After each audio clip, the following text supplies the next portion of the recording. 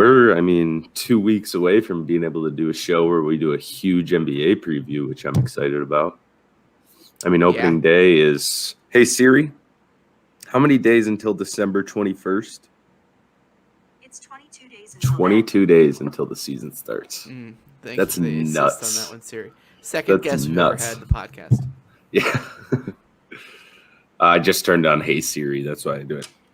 Oh, you just finally got it? So you're watching an important sporting event. I'm watching the most important sporting event of the weekend, actually, right now. Which is? Columbus, Nashville, Eastern Conference MLS semifinals. Oh, yeah. Yeah, we're going to have to find a clip to put, right here if this makes the show. And it might, because it's going to be a thin show today. Of Antonio Brown, not understanding a play call. Tom Brady calls an audible, and the word he's using is banned. He's going banned, banned, banned. Antonio Brown's kind of doing this, and Tom Brady's banned. He does a rubber band, and Antonio Brown gives him one of these, and Tom has to go over to him. And he's outside too. I've never seen a quarterback do that ever. And he just did it. He just instinctively did it. I think he knew exactly what was going on. Yeah. Well, do you want to get the party started? Yeah. All right, cool. Well, welcome in everybody on this week of Fan2Fan Detroit. It is finally here. Matt, Patricia, Bob, Quinn, they're gone. You guys, they're gone. We don't have to come on and do the same thing we've done all year. You guys don't have to continue thinking the same things you've thought all year about this team.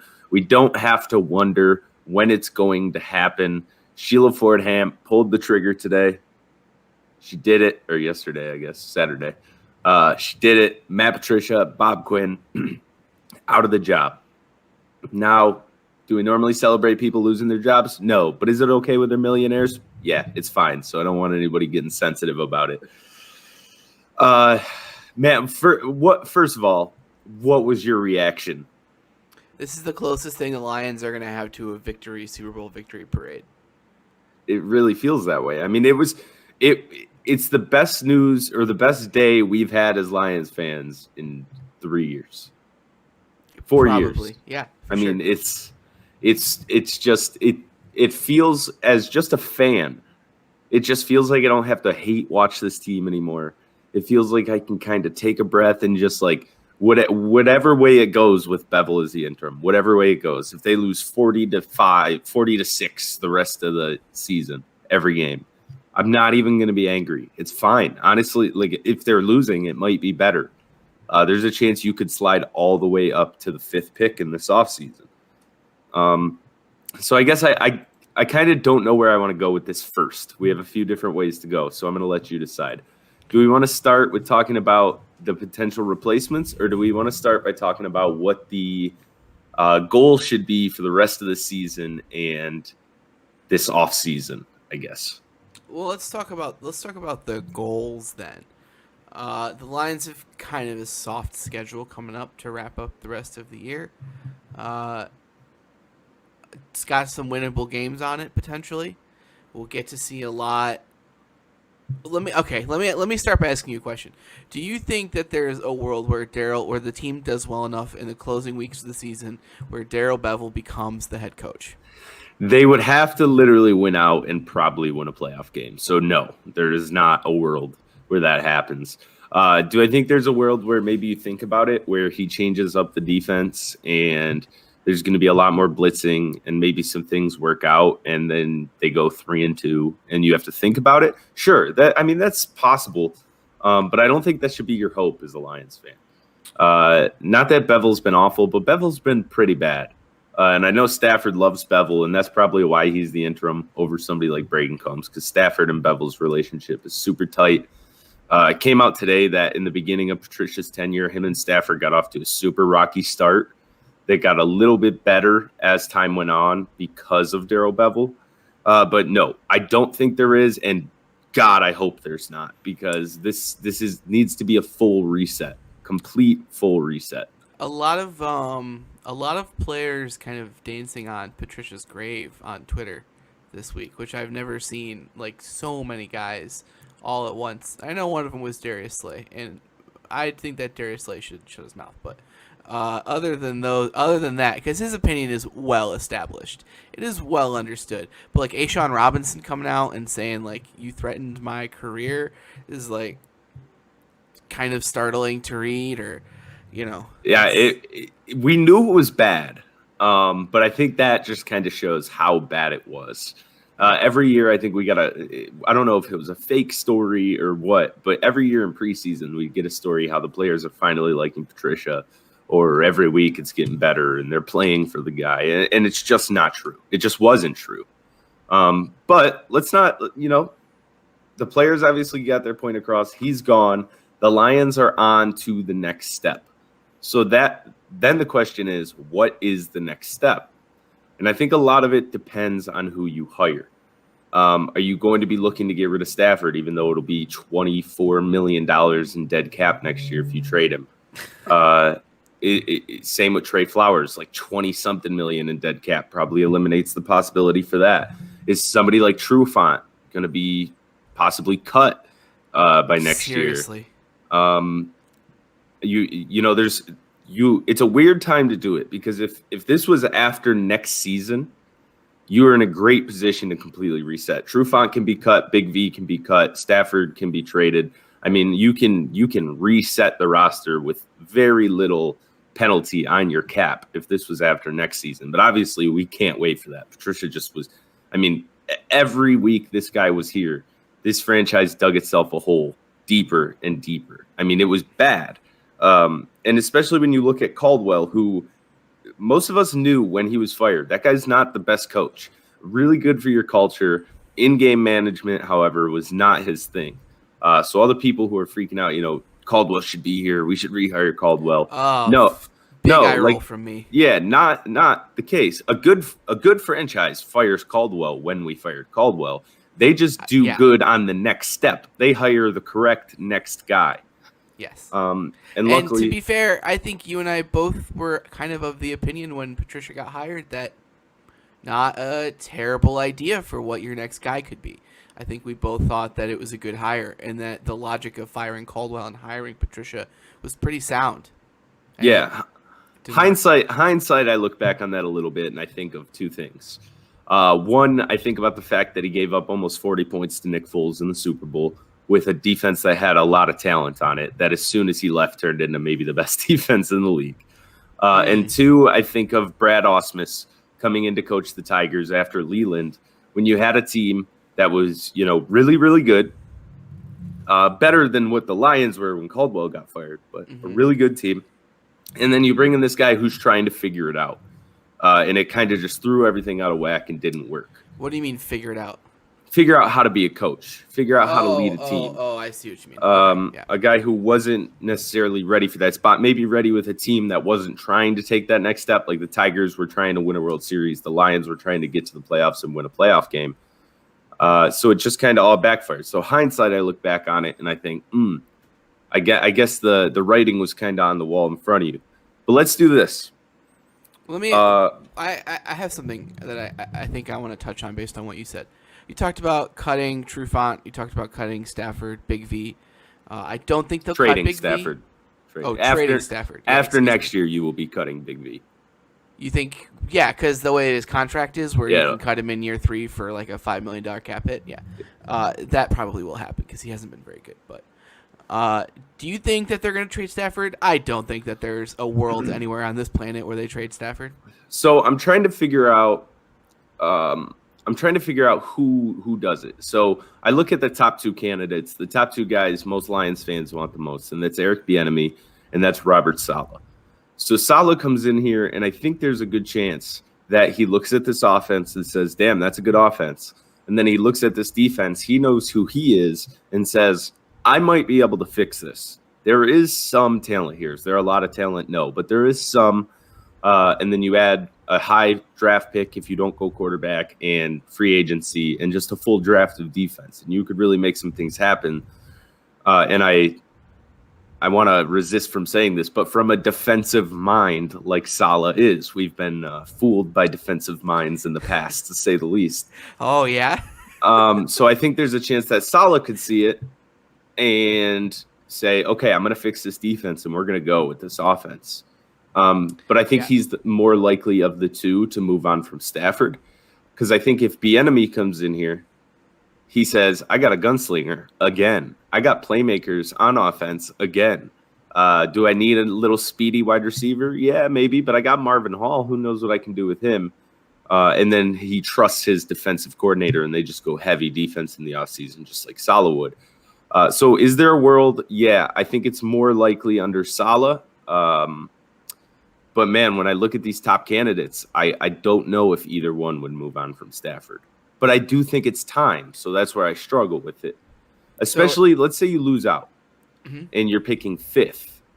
You don't trade up for 1, because then Trevor Lawrence is sitting there. I mean, I'm not giving up draft capital for the next 3 years, first and seconds. I'm not doing it.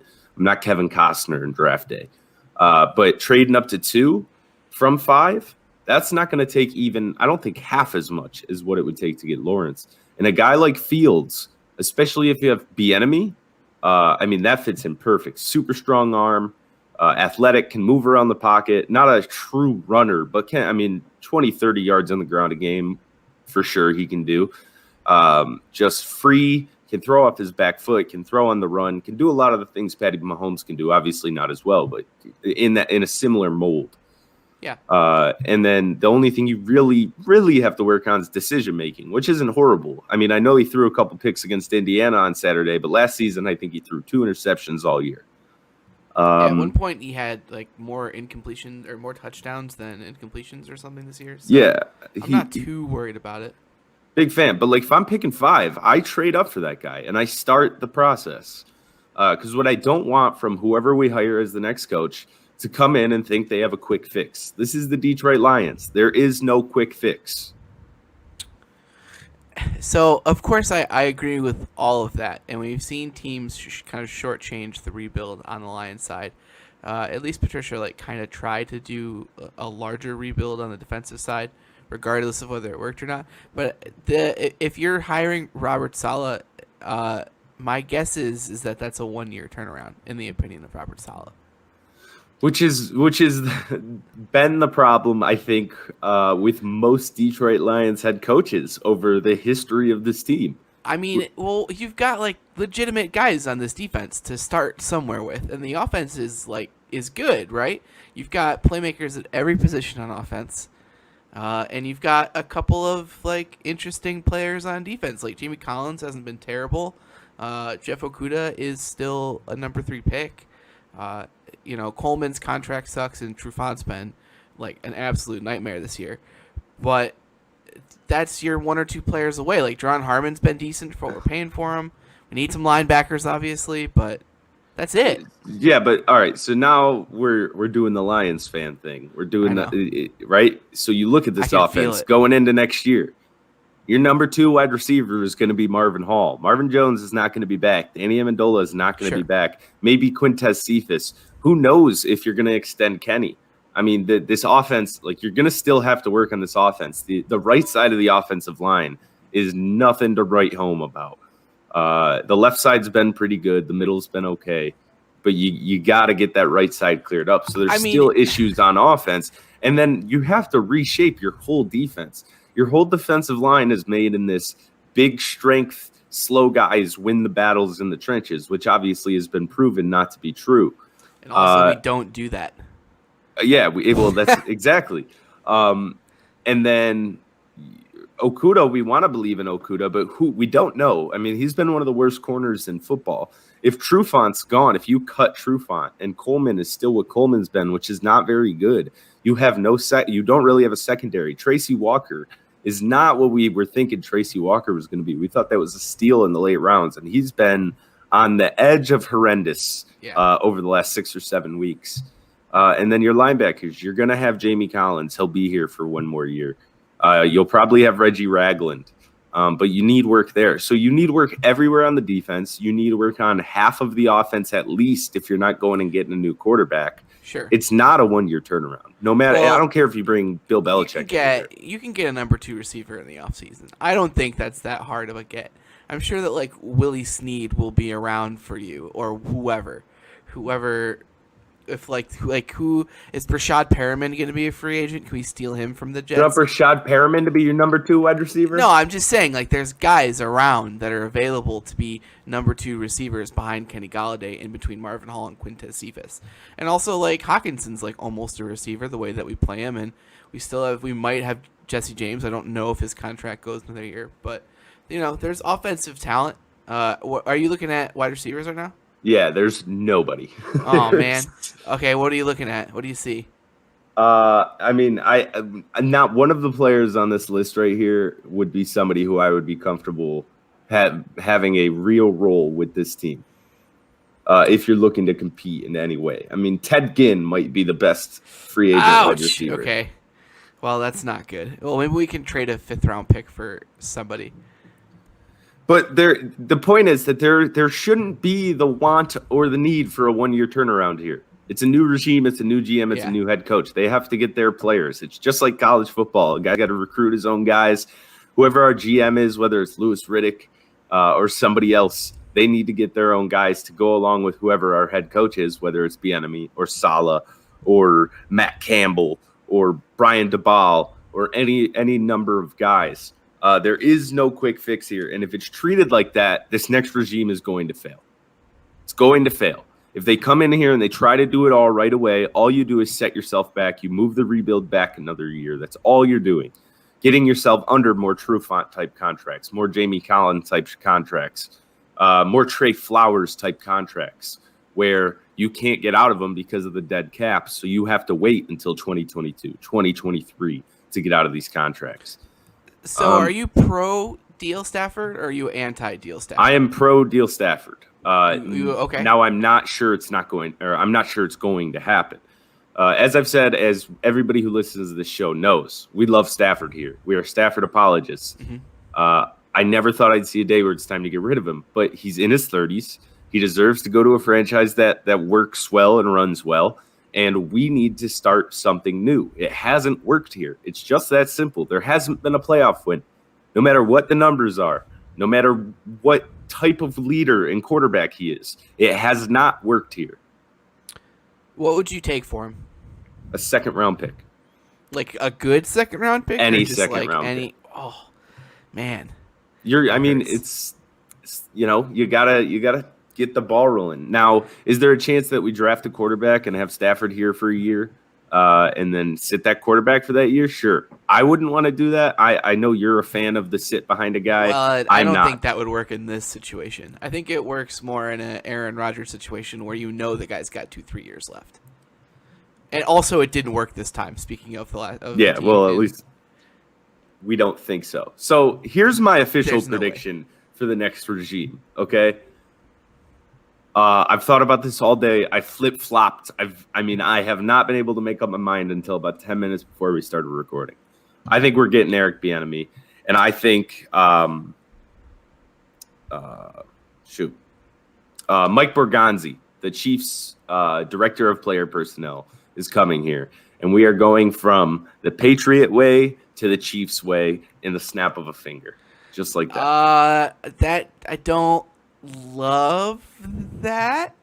I don't love the idea of copying what another team is doing immediately after we tried to copy what another team was doing, and it really didn't work. So let me tell you what the difference is, because when I say the Chiefs way, I'm mostly being sarcastic. Bob Quinn and Matt Patricia came in here and wanted to be the New England Patriots, to the point of the only team we're making trades with is the New England Patriots. The only free agents we're signing had to have at one point played for the New England Patriots.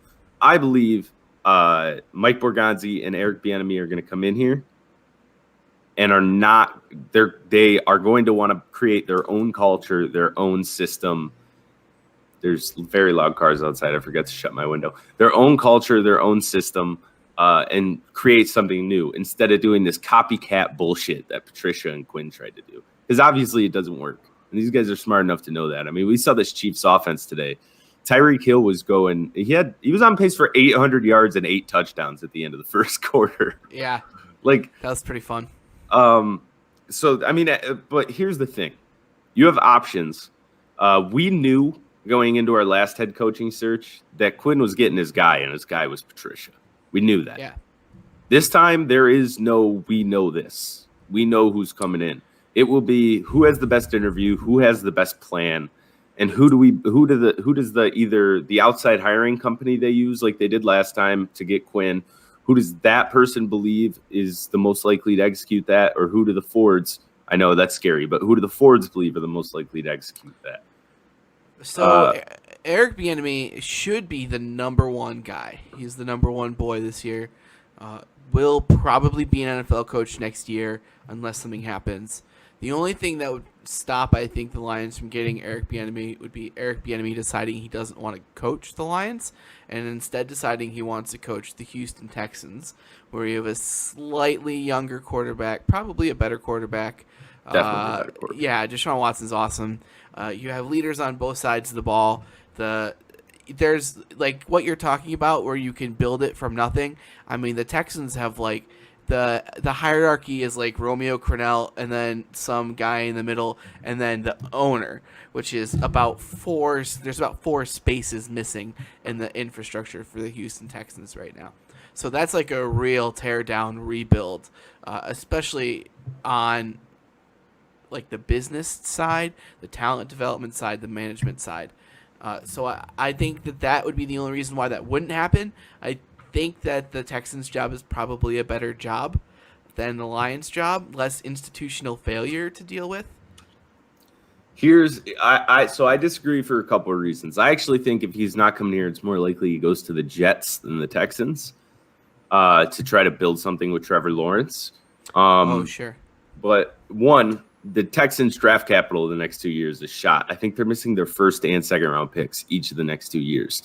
The defense is just as bad as it is here, except for here, at least like 30% of it is just from horrendous coaching. There, almost all of it is just from lack of talent outside of JJ Watt. So I think it's a better job just from a talent standpoint on defense, which I know if he goes in, he's going to think I'm going to be able to work an offense no matter who's there.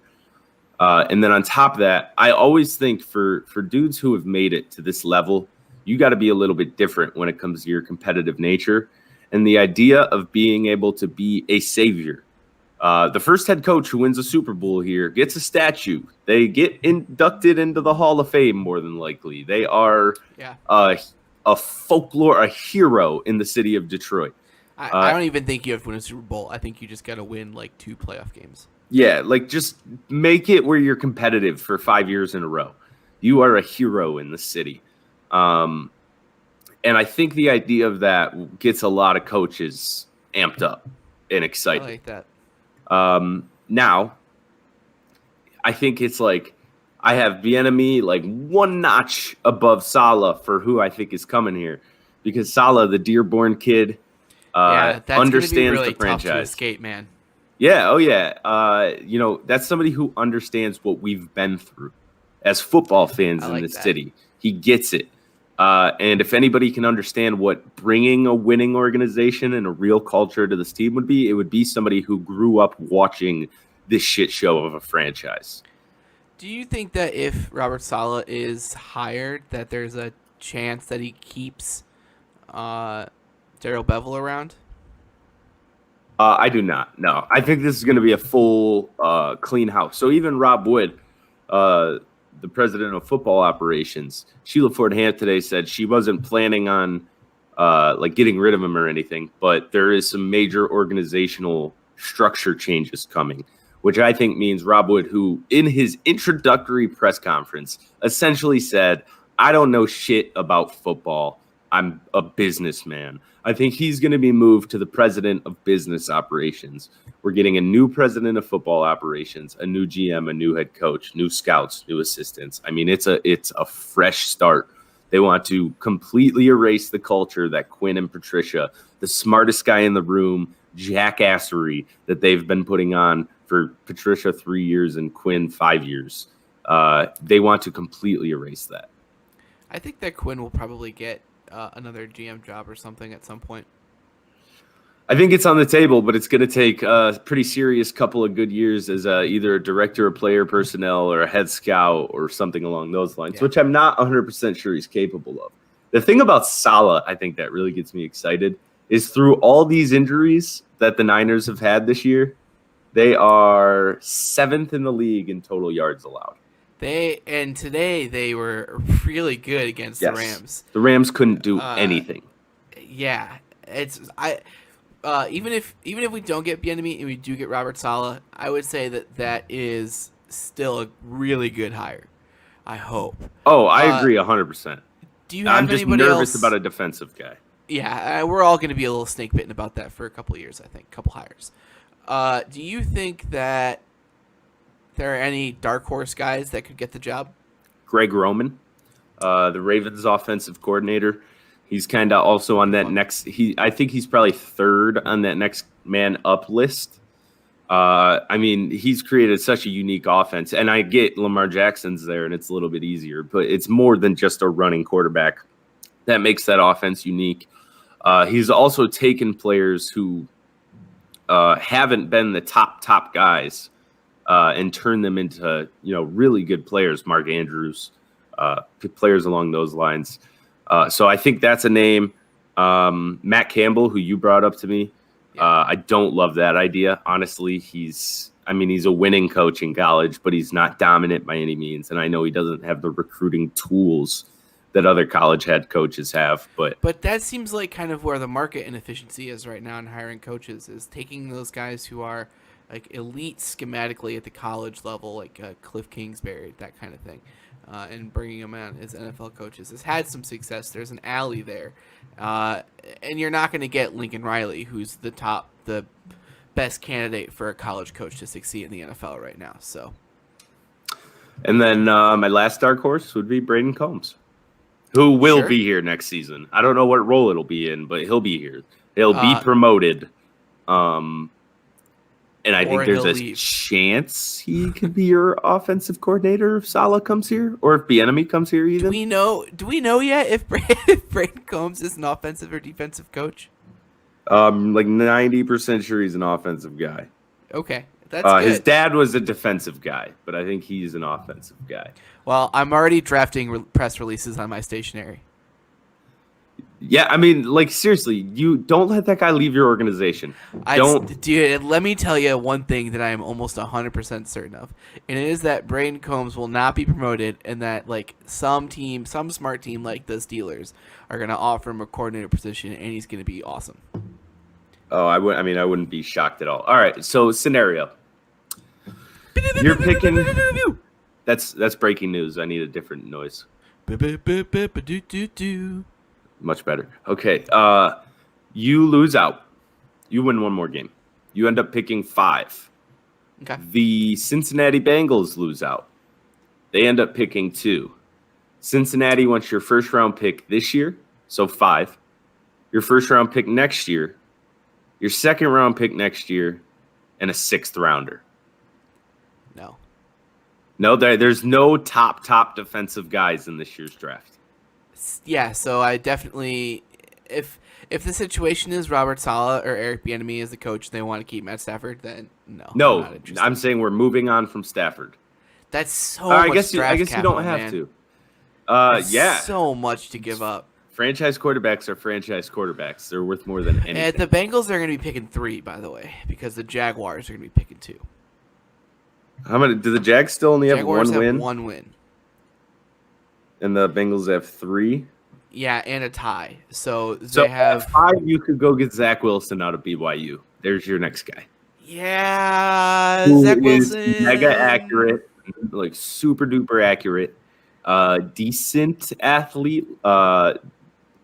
He's decent of decent athletes. Like, he's average among average athletes, if you know what I'm saying. He's not good average or bad average. He's average. And then like, not top tier arm strength, but good arm strength. So if you're moving on from Stafford, you either need to be willing to give up draft capital, or you need to be willing to take a risk on a guy like Zach Wilson or Trey Lance. So I hate Trey Lance.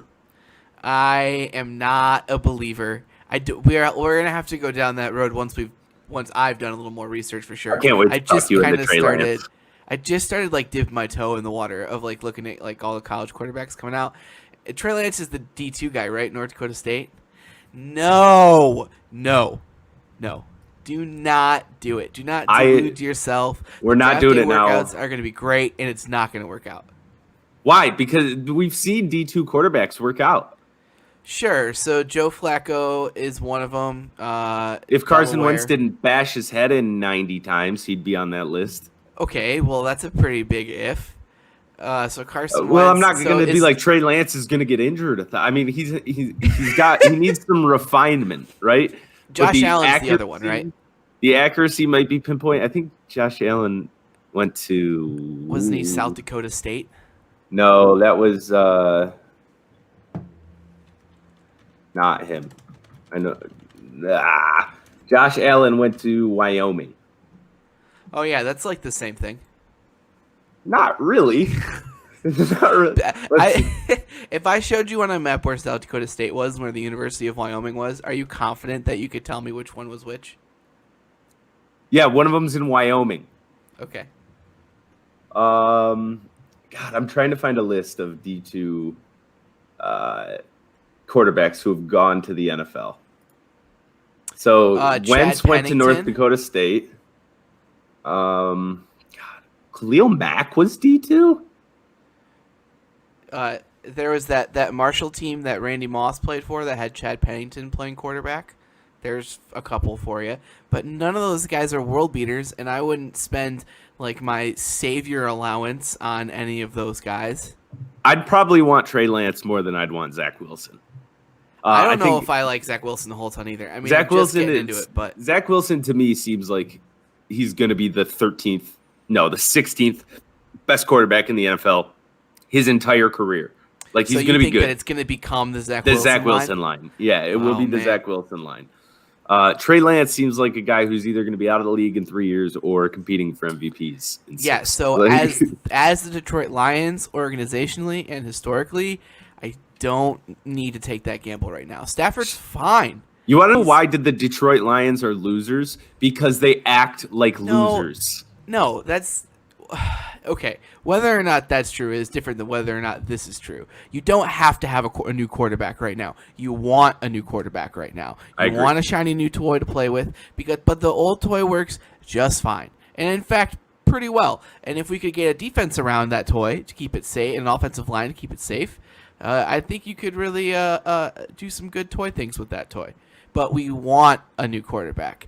And if we're going to take one when we don't absolutely have to have one the way like the Jets do or the way that the Jaguars do, we're going to make the wrong choice.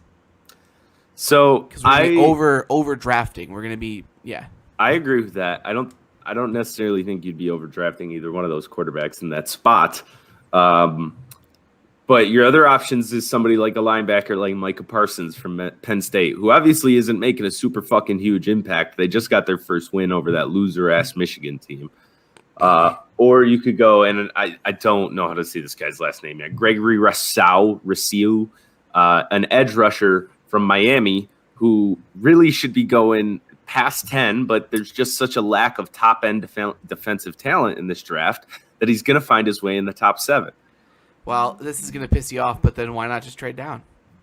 I'm not against that either. Okay, that doesn't piss me off at all. That's what it's sounding like the move is here. We need to trade down from 5 to like 10 and 15 and like take 30 shots at the dartboard on offensive players. It's just God, I wonder if is the best option then to just keep Stafford and then you keep Stafford, you try to get as much defense as you can this year. But then what are you doing the next year? Like, are you signing guys? But are you signing guys? But you have to look a couple years ahead. Are you signing guys that are going to help you now, or are you signing guys just to have a decent defense to just be good enough? I mean, because if you want to sign guys to put you over the top, it's going to be long contracts, and then as we love to talk about on this show, the timelines are going to be all out of whack. I think timelines matter less in football than they do in basketball, where they're supremely important to your long-term franchise building. But how many years are left on Stafford's deal? 2. Two, right? So you take him this year and you evaluate it, and maybe you get a 3rd round pick for him at the end of next year. And if the right quarterback falls to you, that's good. Like, it's okay if it's okay to like not have everything totally mapped out for 2-3 years ahead. Stafford's a really good NFL quarterback, and those are hard as hell to find. And taking a gamble on one because you think that you need one because you're just tired of the old guy is a real Toy Story 3 philosophy that I can't get behind. Are you hating on Toy Story 3 right now? It's not my favorite, but like the core of it is that Andy gets tired with his toys and plays with new toys. Do you lack all emotion? I don't like to experience as many that many emotions at once. Yeah, okay. You also save yourself $15 million by keeping Stafford in next year. Okay, but the NFL cap is imaginary. It's like it's not imaginary. It's the hardest one to go around. I mean, it's the hardest one. You have to fill a 53-man roster. You want to know what the Saints do to their payroll every year? It's wild. wild. The Saints have Sean Payton. The Saints have one of the greatest coaches of this century. Like, we're hoping to get that, but I'm not going to guarantee that. They are able to win with Taysom Hill as their quarterback. 27 teams in the NFL could not do that. Oh God, I don't know. I mean, I'm happy. I know we're getting into the deep part of this discussion. That's because everybody's already talked about the top part, right? Yeah. Your options are Saleh or Bieniemy or Matt Campbell or any number of head coaches, but you're going to hopefully find the right one. If you hire Jeff Fisher, I will burn Ford Field to the ground. Well, that's not good. We're going to have to cut that because that'll make it premeditated. You'll do 5 more years for that. I hope I will. I don't want to ever leave prison again if they do it. I want to be in solitary Give your confinement. lawyer something to work with here. Give your lawyer something to work with. And then your GM could be Louis Riddick or God, I keep forgetting his name. I've been researching him all day. Mike Borgonzi, or any number of guys. So I actually think Louis Riddick is interesting because what Lions fans are going to freak out about is what happened the last time we took a guy out of the booth or out of an analyst spot and made him our GM. Oh, that guy turned into the worst general manager in the history of sports as Matt Millen. That's a tough sell, man. So the difference is, just so everybody knows, there's a big, big difference. One, Matt Millen had no front office experience. Louis Riddick worked his way up from a scout to the director of player personnel in a franchise in less than a decade.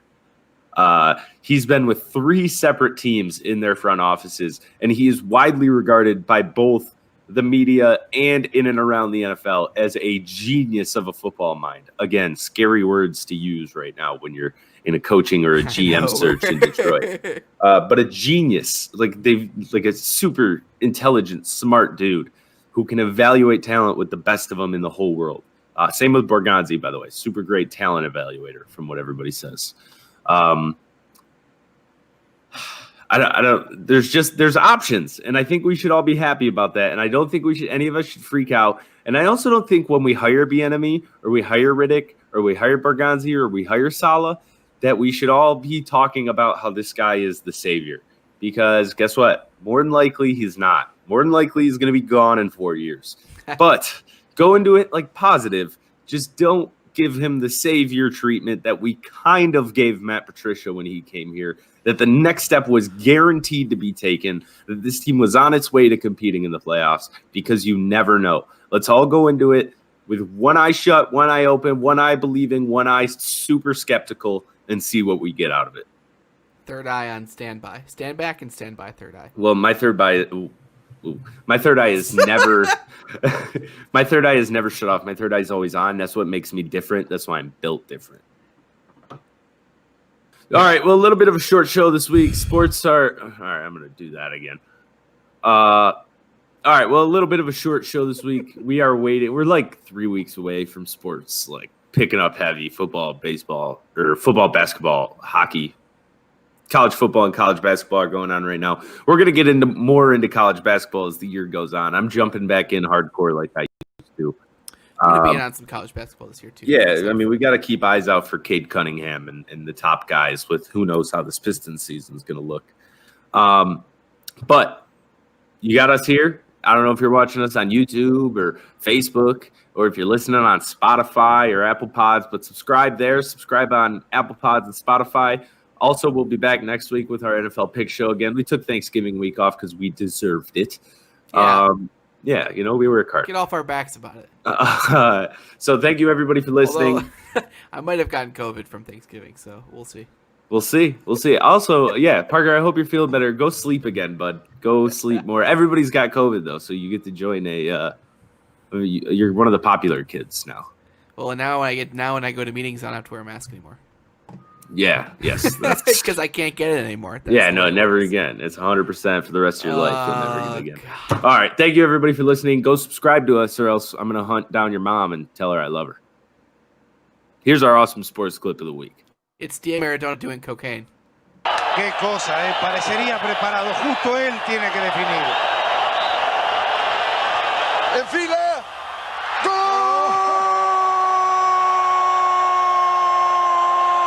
De Diego Armando Maradona. Selección de América 6.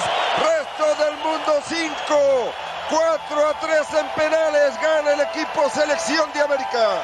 Si faltaba algo.